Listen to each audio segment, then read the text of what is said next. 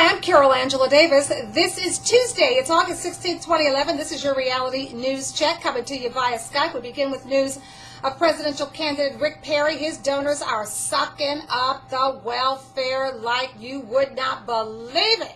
Yeah, we'll tell you about it. Also today, good news for the USA. We'll tell you about that. Plus, President Obama works to spur job growth. Then cities where the housing market could plummet again. Yeah, yet again. Then Warren Buffett says it's time to stop coddling the billionaires. You tax us, please. If somebody, please listen. And then Ruth Madoff and the Big D. And then finally, the Muslims are coming. The Muslims are coming. Yeah, wait till you hear this. You're going to enjoy this. Okay, let's begin with our news. Fitch Ratings today has reaffirmed the highest AAA credit rating for the U.S. That's right, for U.S. debt. In doing so, Fitch cited the exceptional credit worthiness of the U.S. Fitch, of course, is one of the big three ratings firms, along with Standard & Poor's and Moody's Investors Service. Fitch says the U.S. would maintain its coveted AAA rating because of the ability of its broad and diverse economy to withstand economic shocks. Moody's, as you know, reaffirmed the U.S.'s top AAA ranking on August 8th, citing the U.S. Status as printer of the world's reserve currency. Standard & Poor's, yuck, yuck, yuck, and its political agenda downgraded the U.S. Who needs them? All right, now let's turn to some more news in the race for the presidency 2012, Rick Perry. Oh, Rick. Yeah, okay. Texas governor and Republican Rick Perry is on the move, but let's just find out who he is. You know, you can tell a whole lot about a man by who he takes money from. You know what I'm saying? Okay, let's look at his donors. Perry has received a total, get this, of $37 million over the last decade from just 150 individuals and couples. See, it's that top 1%. They just keep getting richer and richer and richer, and we just keep getting poorer and poorer and poorer. Well, these are Rick Perry's donors, okay? They've given him more than a third of the $102 million that he has raised as governor through December. Nearly half of those donors received very large business contracts, tax breaks, or appointments under Perry. That is the word from the LA Times. Let me tell you, this is what we call corporate welfare, okay? This is corporate welfare. And this information is coming to us from the LA Times. All right, get this. Contracts like permission for waste company WCS to build a low-level radioactive waste disposal site in Texas, a project that promises to generate hundreds of millions of dollars. Yeah. Early in his administration, Perry signed a controversial law allowing a private company to build such a facility in Texas. Now, after spending 3 years reviewing WCS's proposal, a team of geologists and engineers concluded in 2007 that guess what? A water table was as close as 14 feet to the bottom of the proposed site, and they said groundwater was likely to intrude into the disposal units. So let me tell you something. If groundwater is coming in, that groundwater, once it comes into the disposal units and gets contaminated, guess what? That groundwater is going out. Where do you think it's going? Back into the groundwater system and ultimately to us, okay? But, so the team recommended that license be denied, but that did not stop Rick Perry, and that did not stop him from moving that project forward. Yes, sirree, Bob. Okay. Now, let's look at another donor. That would be auto bigwig B.J. Red McCombs. He's the primary financial backer for a Formula One racetrack to be built near Austin, Texas. The state has pledged $25 million. Yeah, you heard me. I'm going to stop right in the middle of that. $25 million big buckaroos in subsidies to support the project. That's not welfare, nothing is. See, you got to understand something. When you get your Social Security, or you get a check or some kind of medical, whatever you get, SSI, disability, whatever, that is called an entitlement program, and that is akin, and if you listen to the Republicans, that is akin to welfare. It's an entitlement program, okay? When they get the money, it's a subsidy. So how much are they going to get? They're going to get $25 million a year. Do you know what you can do with that money? Do you know what? That money's not going to the school system. That money's not buying any textbooks. That's not going to the lunch program for the poor children. It's not going into the roads and the infrastructure of the bridges. No, that money, $25 million a year, you betcha, is going for a Formula One racetrack. That's Governor Rick Perry. Do you really want to be bothered with him? Then there's the engineering firm of James Dannenbaum, which got multiple transportation contracts from the state. Dannenbaum got appointed to a coveted post on the University of Texas Board of Regents. Then there's Joe Sanderson. What a guy. Joe Sanderson got a $500,000 grant. See, when, again, welfare to you, entitlement to you, Social Security to you, SSI, all with a negative cast on it to you, but to them, it's a grant. It's just a grant. They don't have to pay it back. $500,000 grant. You betcha, Bob, what you could do with that money. From a state business incentive fund. Now, what if some of these small businesses in these little neighborhoods could get even $10,000? You could give 50 of them $10,000, and they could actually employ neighborhood people. There's a new concept, but that is not the Republican agenda.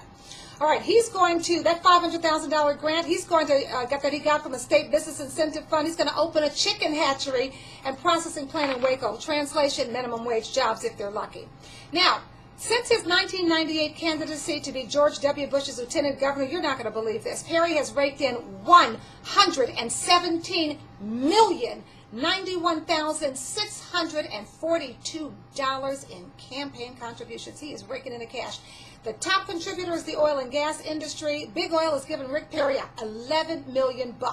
And that is according to the National Institute on Money in State Politics. We want you to know the top oil company contributions include $189,000 from ExxonMobil, $147,000 from Valero Energy, and $116,000 from Koch Industries.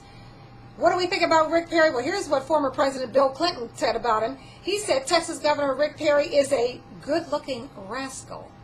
And I think rascal is the operative word there. All right, in other news, let's go to President Obama. He is set to announce initiatives to spur job creation in rural America, and he's going to do it without forcing the administration to get the backing of Congress, because, you know, as soon as you say job growth, job creation to the Republicans, they say no.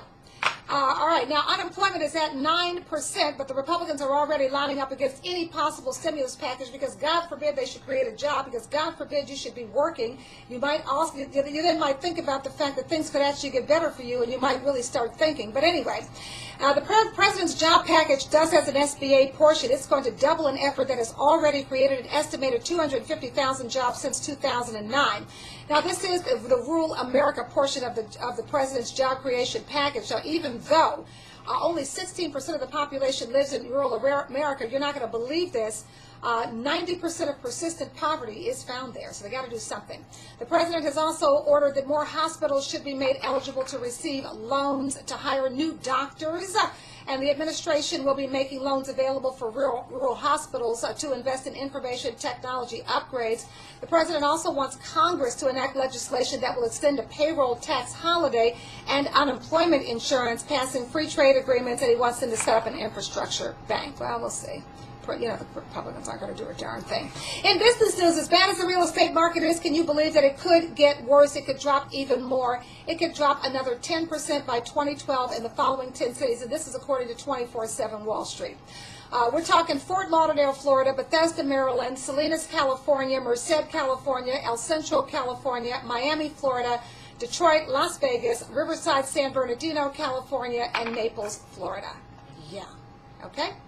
Now, also, billionaire investor Warren Buffett, he's calling on the mega rich to pay more taxes. Buffett says he would immediately raise rates on households that have a taxable income of more than $1 million. And he says he would add an additional increase for those making $10 million or more. Sounds fair to me.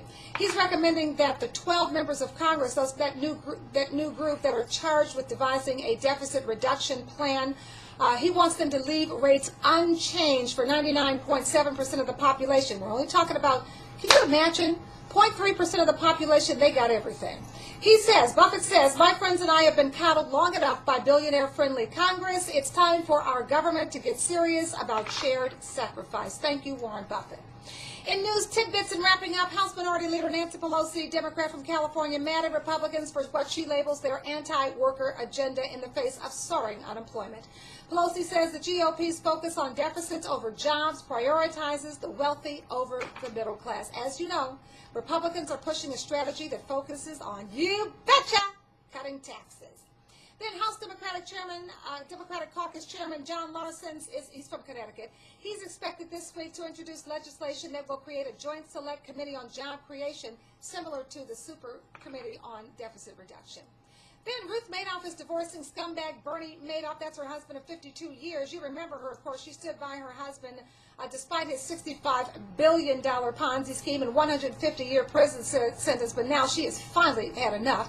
She's saying farewell. Apparently, she hasn't visited Bernie since their eldest son, Mark's suicide. That was in December of 2010. You remember that. After Mark's death, of course, his widow refused to allow Ruth to come to the memorial service, and she remains estranged from her other son, Andrew, as well. And then finally today, the Muslims are coming. The Muslims are coming. Oh my gosh, the Muslims. What are they going to do? Well, it's a comedy tour, darling, traveling to small towns throughout the South in hopes of opening up discussion about Muslim stereotypes. Go see it if it's in a town near you. The tour started in Gainesville, Florida. You know that town. That is the home of Terry Jones. He's the pastor who, of course, attracted international headlines when he had the nerve to burn the Quran. Yuck on him. The tour itinerary is Lawrenceville, Georgia. That's outside of Atlanta. Then on to Alabama and on to Tennessee. All right. The show features comedians Dean Obadala, Megan Farsad, Maysoon Zaid, and Omar Elba. They're targeting small conservative towns in the South where controversies over Islam have erupted. We wish them well. I'd love to see that tour.